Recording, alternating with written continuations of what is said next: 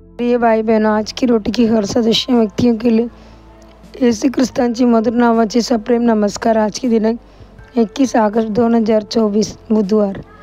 परमेश्वराने बालामचे डोळे उघडले।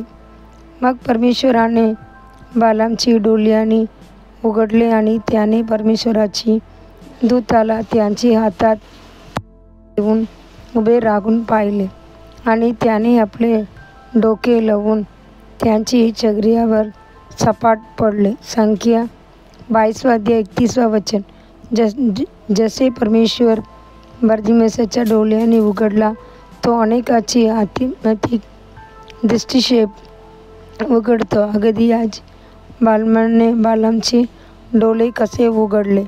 परमेश्वराने त्यांचे डोळे उघडून त्याने स्वतःला एक नवीन नाव दिले। यांचे डोळे उघडले जातात।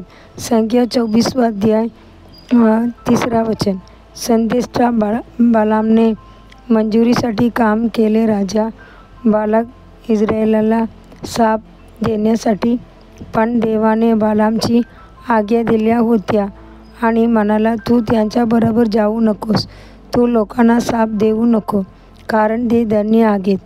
गणना 22:12 जेव्हा त्याने बालामचे डोळे उघडले, तेव्हा त्याने आपले दिवे घेतले आणि म्हटले, ज्या माणसाचे डोळे उघडले आहेत त्या मनुष्याचे उच्चार, तुझे तंबू किती सुंदर आहेत।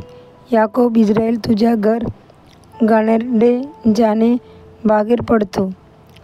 रिव्हर साईडद्वारे ऐके गायन्स प्रभूला लागवड करणारे ओके, पाण्याची बाजूला सैदा। संख्या 24:3-5-6 अशा प्रकारे त्याने आशीर्वाद दिल्याच्या मुले इस्रायल शाप करण्याऐवजी त्यांना देवाचे मुले, जर तुमचे डोळे असतील तर आज उघडले आपण पाहू शकत नाही।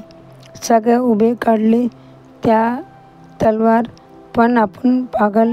आमचे प्रेमळ प्रभू येशू ख्रिस्त, त्याने त्यांचे मौल्यवान रक्त कोण सोडले आणि त्यांचे जीवन सोडून कल्वरीची बंधस्तंभावर आपल्यासाठी त्याने स्वतःला घेतले नाही। शिस्त आपल्यावर आला असावा द्या आणि नोंदणी करा की त्या बलिदानाची मोठी कृती आपल्या हृदयात आणि मनात परमेश्वर होईल अनेकांना आशीर्वाद म्हणून ज्यांचे डोळे उघडले आहेत, याने ठेवा ते पृथ्वीची मीठ सारखेच असतील आणि जग प्रकाश म्हणून देवाचे अभिषेकत मूल विरुद्ध कधीही उठू नका आणि त्यांच्या विरुद्धात बोलू नका।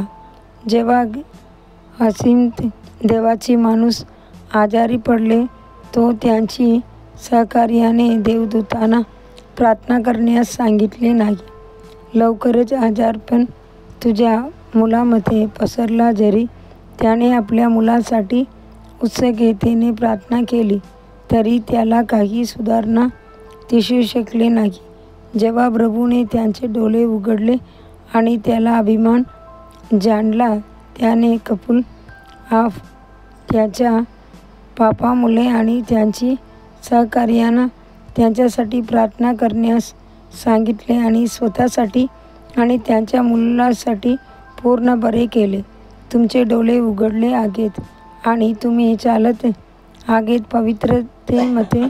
तुम्ही देवाच्या इच्छेचे पालन करता का? आपले मार्ग आहेत प्रमाणे परमेश्वर समोर। देवाचे मुलांनो, आपल्या जीवनाचे एक महत्त्वाचे पुनरावलोकन करा आणि आपल्या जीवनाचे पुनरुत्थान करा।